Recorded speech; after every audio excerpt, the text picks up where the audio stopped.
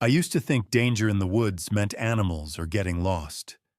But the real threat was the man who knew exactly where to find us.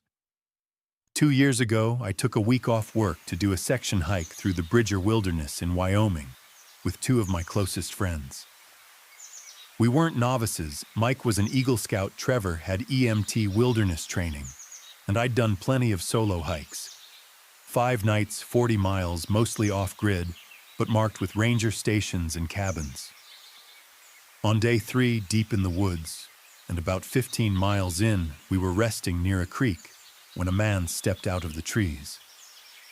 Tan shirt, green pants, Forest Service patch. He looked official, mid-50s, calm voice, big flashlight clipped to his chest. Said he was a ranger on solo patrol checking for bear activity. Told us a sow and cubs were spotted near our route. Suggested a detour east, less trafficked, safer. He pulled out a laminated map marked with hand-drawn notes. None of us questioned him. He even walked with us for a bit, before veering off to check another site. That was the last we saw of him. The trail he pointed us toward was real narrower, less worn, but it showed on our maps. Still that night, things felt off. Trevor thought he heard footsteps near our tents at 2 a.m. No light, no voice, just movement in the brush. Next morning, we found a pile of sticks shaped like an arrow outside Mike's tent. None of us admitted to doing it. Later, we hit a trail split that didn't match our map. The fork that aligned with the ranger's detour looked freshly cleared, like someone hacked away brush recently. We took it. Hiked 2 hours. It led nowhere. The sun started dropping. We tried to retrace our steps, but the woods looked unfamiliar. GPS signal was down. Mike tried the satellite messenger, no connection. Then we heard it, a whistle. 3 sharp notes. A pause. Then again. Same pattern the ranger had used when he first greeted us. We called out. No response. Then came a flashlight beam bobbing between trees just out of reach. We followed it, shouting, stumbling, but it stayed ahead, never answering.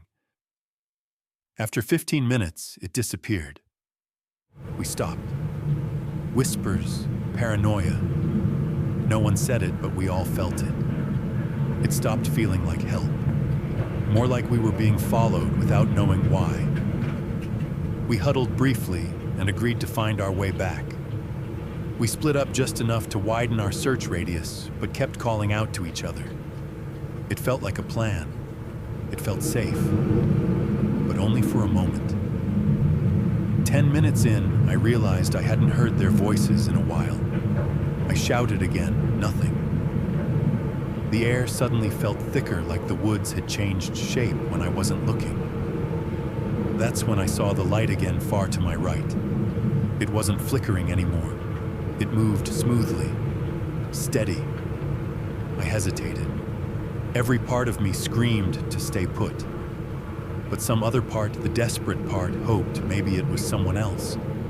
A real ranger. Someone who could help. So I followed. I tried to tell myself it was okay, that I was doing the smart thing. But each step felt heavier. Each tree passed felt more unfamiliar. My mind raced through worst-case scenarios had I just walked away from the only people who could help me. The light stopped beside a structure.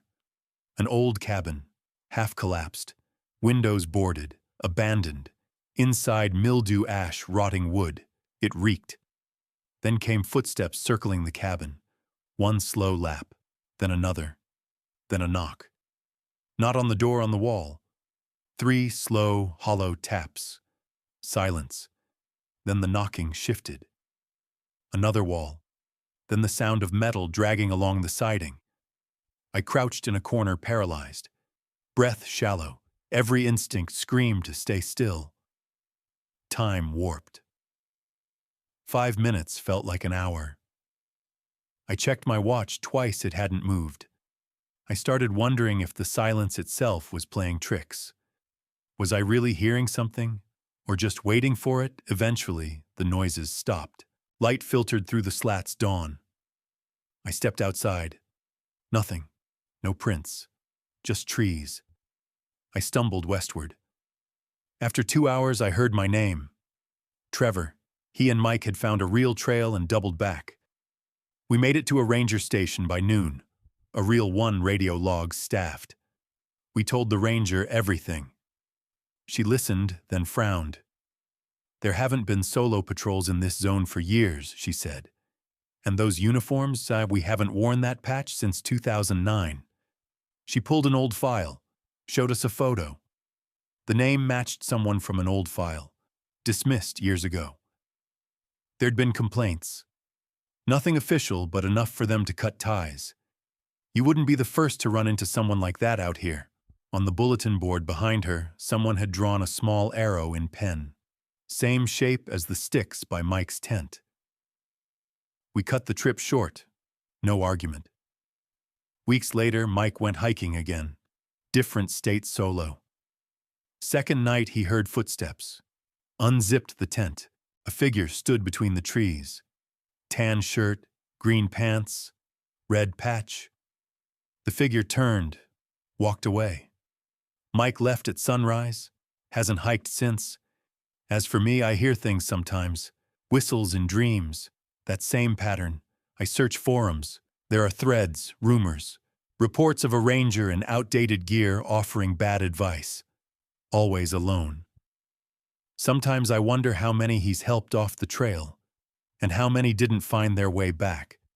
The woods demand respect, but now I respect people less than terrain, because some dangers don't roar. They speak calmly, carry maps, point down empty trails. Next time someone shows up in the middle of nowhere looking just right, I'll trust the silence instead. Because getting lost isn't always an accident. Sometimes it's a plan, and the trail you take isn't always the one you chose.